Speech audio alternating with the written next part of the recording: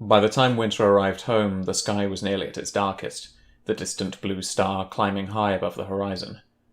The air and the heat forgot their daytime hostility, and a soft breeze cooled the sweat on Winter's skin.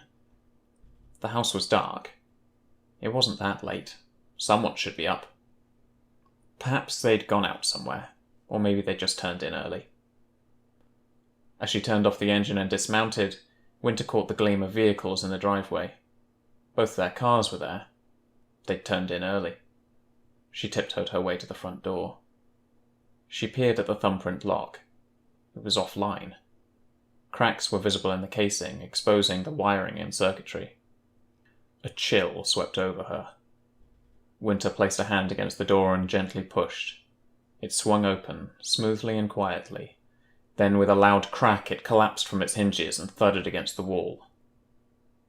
She stood silently and swallowed deeply. The fingers that had been hovering by the handgun on her hip now tightened around the grip as she drew the weapon silently from its holster and disabled the safety. Raising it in front of her, she took a step inside. In the hallway, tables and bookshelves had been yanked away from the walls, thrown over, pulled apart, and smashed to pieces. There were holes in the walls from which bare strands of wire trailed out, fraying at the ends. She inched forward. Was anyone in the house? Desperate to find her parents alive and well, she strained to listen for any noise.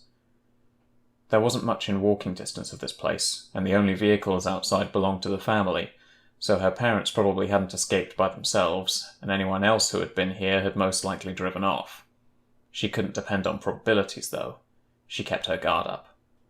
Winter pushed past overturned furniture squeezing down the hall, then entered the living area. She was struck with a blast of cold air that punched through a wide crack in the window. Shreds of torn fabric lay amongst scattered feathers. They must have once been the cushions.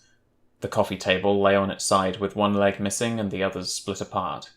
The walls were bare, and as she stepped further inside, the crunch of glass and wood underfoot told her what had become of the pictures that had once adorned them. It looked more like a battlefield than a break-in. Winter didn't want to disturb the place.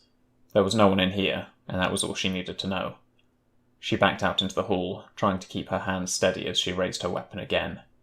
She moved towards the back of the house, then froze.